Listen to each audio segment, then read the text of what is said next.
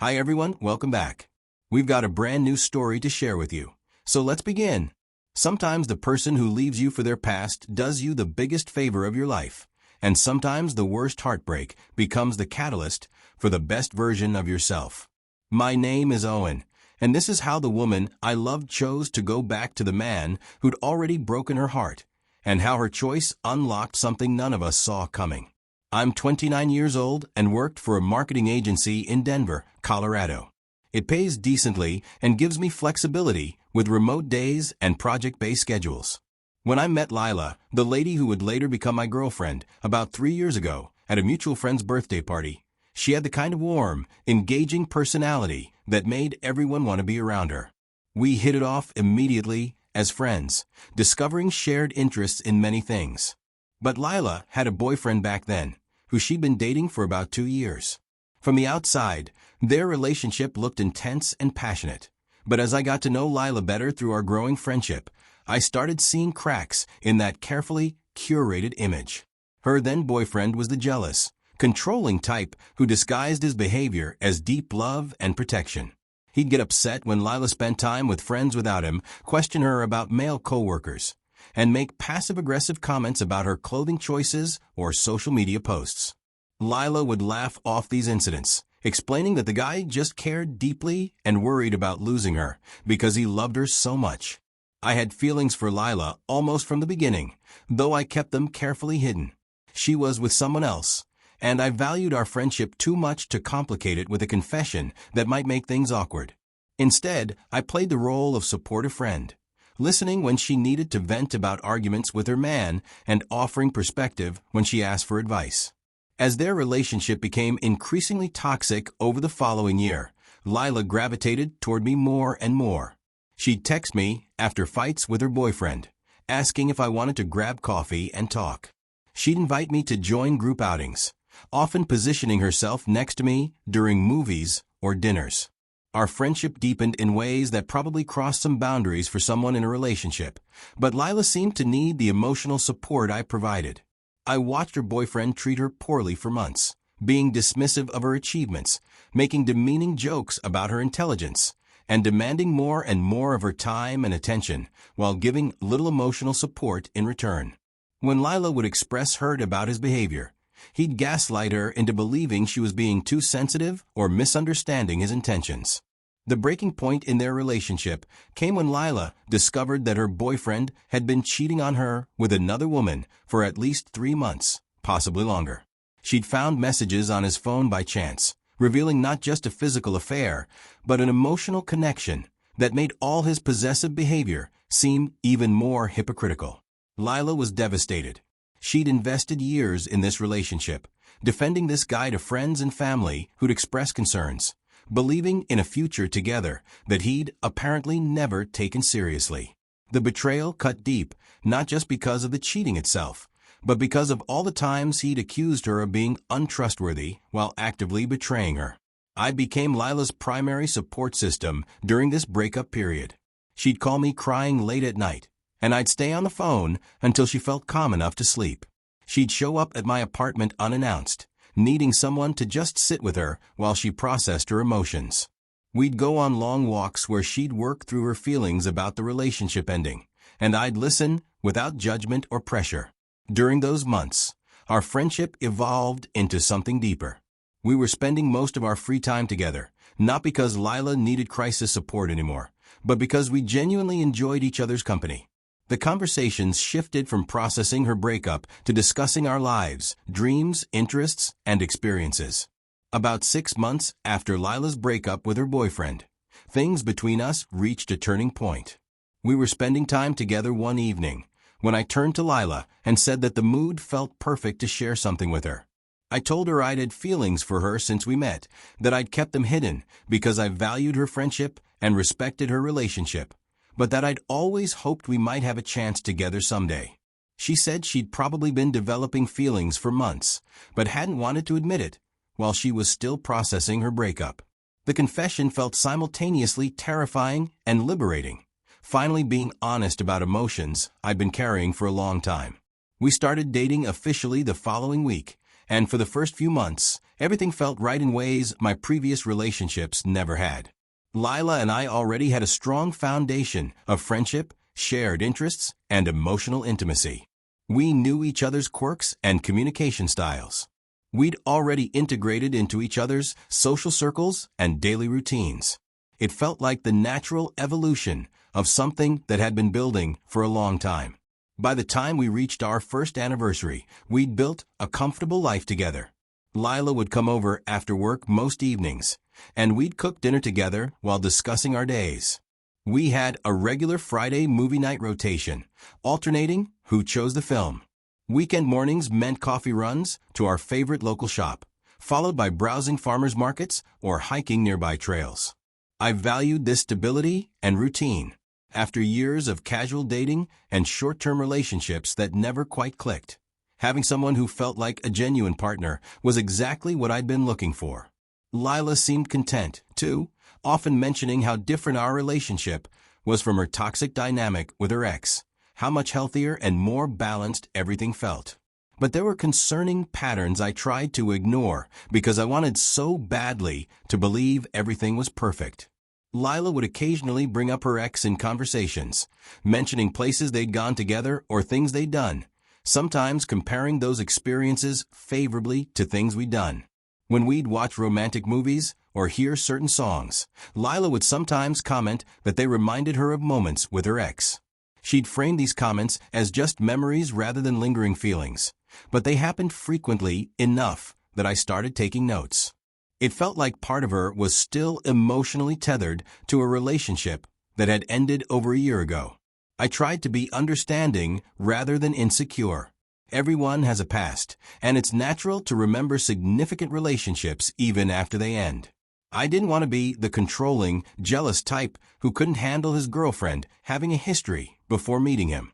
I told myself that trust mattered more than suspicion, that Lila was with me now by choice, and that I shouldn't let insecurity damage a good relationship. But privately, I worried that Lila had started dating me because I was safe and comfortable rather than because she was genuinely ready to move on from her ex. I worried that she might never have fully processed her feelings about the relationship ending before jumping into something new with me without properly healing. I worried that I might just be the rebound she'd needed to get over him. I pushed these concerns down, focusing instead on the positive aspects of our relationship. We rarely argued. We enjoyed each other's company. We had similar life goals and values. On paper, we made sense together. The doubts I had felt like relationship anxiety rather than legitimate red flags, so I tried not to give them too much weight. The evening that changed everything happened on a Tuesday, about 13 months into our relationship. I'd come over to Lila's apartment after work, as usual, planning our typical evening of cooking dinner and watching something on Netflix. However, when I arrived, I could immediately tell that something was amiss. Lila was quieter than normal, distracted like she had something on her mind. After we'd eaten, Lila asked if we could talk about something serious. She had that awkward hesitation people get when they've already made a decision but need to work up the courage to say it out loud. My stomach dropped because I knew whatever was coming wouldn't be good. Lila said she'd been doing a lot of thinking lately about our relationship and where things were heading. She said she cared about me deeply and valued what we had together, but that she'd been feeling confused about her feelings. Then she said the line that would replay in my head for months afterward. Maybe we should go back to being friends. I don't know, my ex has been calling again. The words hit me like a quiet earthquake. I felt this sinking feeling as I processed what she was really saying. Her ex had come back around, probably texting her with apologies and promises to change, maybe showing up with a kind of passionate declarations that felt exciting compared to our comfortable routine. And Lila was choosing to walk away from our relationship to explore whatever possibility he represented. Inside, I wanted to ask her so many questions. How long had her ex been calling? Why hadn't she mentioned it before now? Why would she throw away someone who'd been there for her consistently, who'd never betrayed her trust, who'd treated her with respect and care, for someone who'd already proved he couldn't love her right? Why was she willing to risk what we'd built for the fantasy of rekindling something with someone who'd hurt her so deeply? But I didn't ask any of those questions, begging someone to stay or trying to logic them into appreciating what they have never had works. If Lila couldn't see the difference between what her ex had offered and what I was offering, nothing I said would change her mind. She'd already made her decision before sitting me down for this conversation. So I just nodded and said calmly, "If that's what you want." My voice was steady, even though everything inside me felt like it was breaking. I gathered my things from her apartment. I gave her a brief hug goodbye and walked out of her apartment, knowing that walking back to the friendship zone wasn't really possible after what we'd shared. The drive back to my place felt surreal. Part of me kept expecting Lila to call and say she'd made a mistake, that she didn't know what she was thinking, that of course she wanted to be with me. But my phone stayed silent, and I knew that call wasn't coming. Lila had chosen her past over our present, and I needed to accept that decision. In the days following our breakup, I made a conscious choice about how to handle the situation. I didn't block Lila on social media or delete her number in some gesture of moving on. I didn't post vague, angry quotes about being unappreciated or betrayed. I didn't run to mutual friends seeking validation or trying to control the narrative about why we broke up. I simply started stepping back from our shared social circles and routines. When group hangouts were planned with our mutual friends, I'd politely decline or make other plans. I didn't want to create awkwardness by forcing Lila to choose between social events with me present or absent. So I removed myself from the equation. Some friendships naturally faded as I stopped being available for group activities where Lila would be present. Lila would occasionally text me casual check-ins, asking how I was doing, sending me links to articles she thought I'd find interesting. These messages felt like her trying to maintain our friendship, as if nothing fundamental had changed between us. I'd respond politely but briefly, taking hours or sometimes a full day to reply rather than engaging immediately like I used to.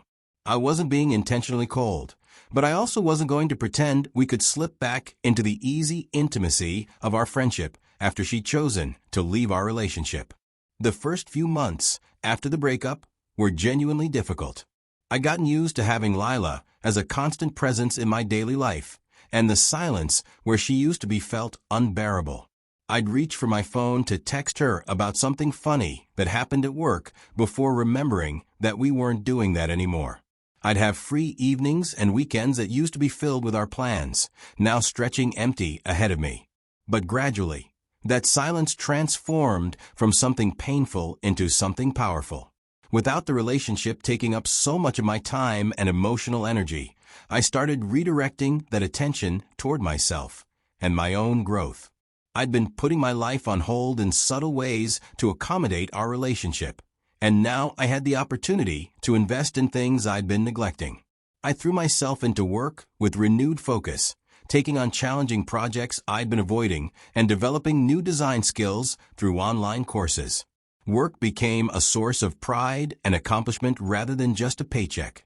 I also started taking my fitness seriously for the first time in years. I'd let myself get out of shape during the relationship, prioritizing date nights and couch time over exercise. Now I joined a CrossFit gym near my apartment and committed to going 5 times a week. The physical challenge gave me something to focus on besides the breakup, and the endorphins helped manage the emotional pain I was processing. The transformation wasn't just physical, though that was certainly noticeable. I lost some pounds of weight, gained visible muscle definition, and started carrying myself with more confidence. But more importantly, I developed mental toughness and discipline that extended beyond the gym. I learned to push through discomfort and keep going even when things felt impossible. Lessons that applied to healing from heartbreak as much as completing a difficult workout. About 4 months after the breakup, I started expanding my social circle intentionally. I attended networking events for designers and creatives, making professional connections that evolved into friendships. I reconnected with old friends I'd neglected while focusing so much energy on my relationship with Lila. These new social connections felt different from the friendships I'd had while dating Lila. People were getting to know me as Owen the individual rather than Owen who was dating Lila or Owen who was part of a couple. I wasn't defined by my relationship status or playing a supporting role in someone else's story. I was building a life that was authentically mine rather than something I'd constructed around another person. I also started traveling more intentionally. I booked a solo weekend trip to Austin, Texas, to visit a college friend and explore the city's food scene and live music venues. The trip was so enjoyable that I started planning more. I documented these trips through photos I posted on Instagram, scenic overlooks, interesting meals, architecture that caught my designers, moments that captured the freedom and adventure I was experiencing. I was sharing because these experiences genuinely excited me and represented the life I was building for myself. During this period of growth and exploration, I also invested in skills I'd been wanting to develop but never prioritized. I started reading books about personal finance and investing by educating myself. I upgraded my wardrobe, learning about fit and style rather than just buying whatever was convenient. These changes were about becoming a fuller, more realized version of myself, someone who was actively creating meaning through experiences, skills, and personal growth. As months go by, I noticed that Lila has been watching my Instagram stories consistently. Every photo I posted from trips, every update about new experiences, she'd view within the first few hours. She started liking some of these photos. The pattern suggested she was paying attention to my life.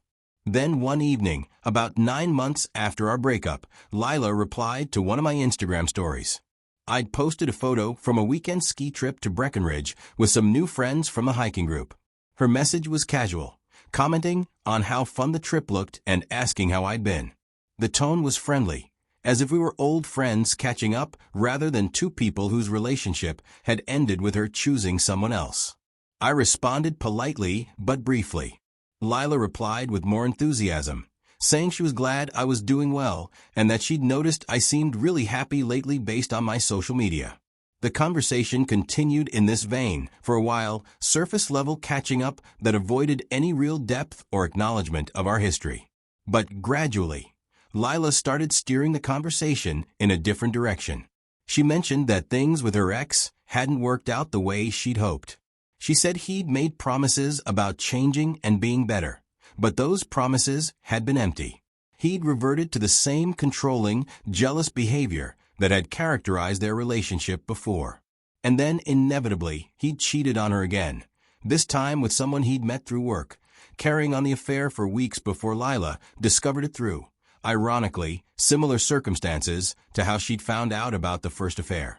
She told me all of this through a series of messages that felt like she was unburdening herself, looking for the same emotional support I'd provided during her first breakup with her ex. She described feeling stupid for going back to him, for believing things would be different this time, for throwing away what we'd had together for a fantasy that had predictably crumbled. The irony of the situation wasn't lost on me. Lila had left our stable, healthy relationship to pursue excitement and passion with someone who'd already proven he couldn't be trusted. She'd chosen the familiar intensity of a toxic dynamic over the comfortable security of a genuine partnership. And now, after everything had played out exactly as anyone could have predicted, she was reaching out to me, the person who'd been there for her before, who she apparently assumed would still be there waiting. As I read through her messages, I felt a surprising absence of bitterness or vindictiveness. I didn't feel satisfied that things with her ex had failed, didn't feel like her pain was justified karma. I just felt a deep sense of clarity about how much I'd dodged a bullet when she walked away from our relationship. I thought about how during those first weeks after our breakup, Lila had paraded her renewed happiness with Cameron all over social media.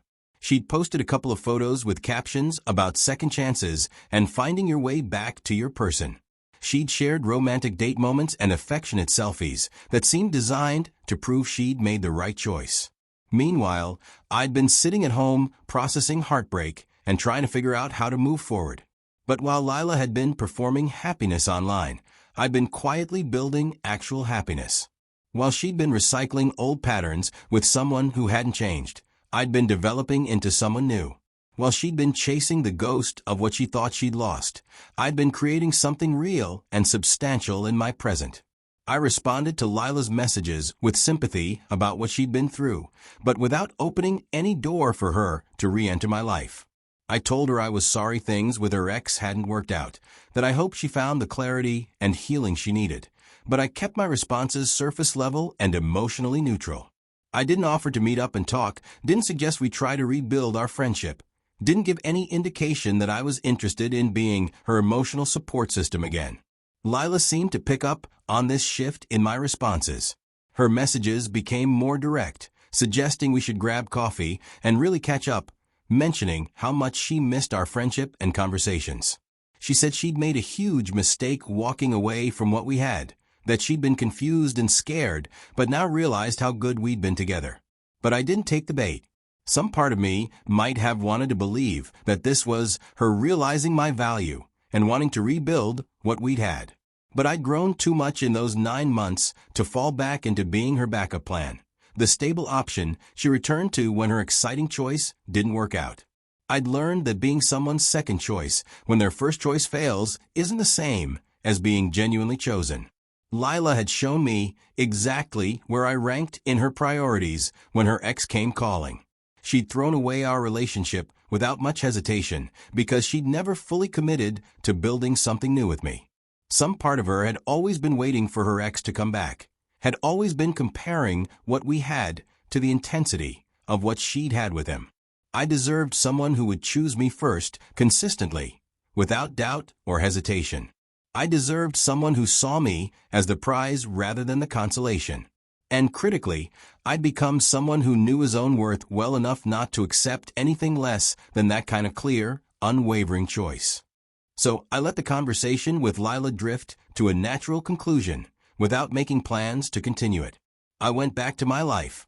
Lila eventually stopped reaching out, probably realizing I wasn't interested in picking up where we'd left off or serving as her emotional support again. Looking back now, about 1.5 years after Lila ended our relationship, I feel genuine gratitude for how things played out. At the time, her choosing Cameron over me felt like the worst thing that could happen.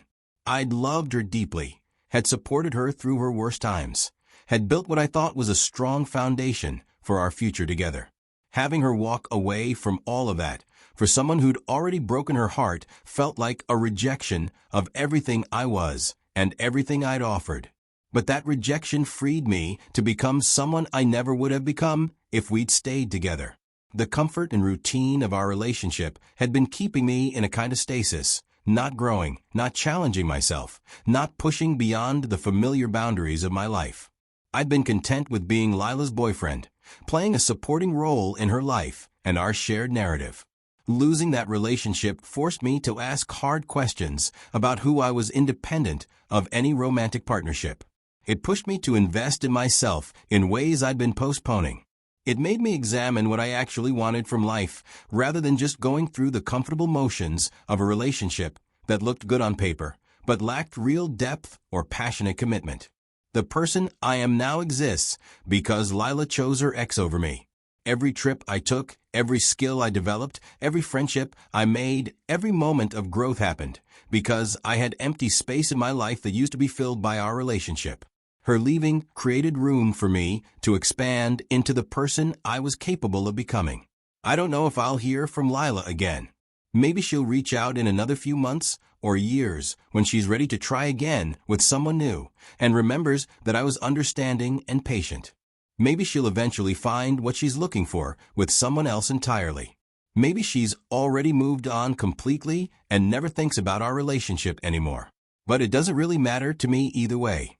Lila made her choice, and that choice revealed everything I needed to know about how she valued me and what we had together.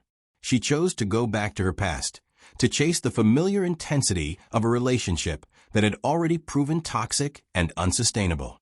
I chose to build a future, to invest in becoming the kind of person who doesn't need anyone else to validate their worth or make life meaningful. If you're going through something similar, if someone you love is choosing their past over your present, if you're being treated as a backup plan rather than a priority, know that their choice isn't a reflection of your value.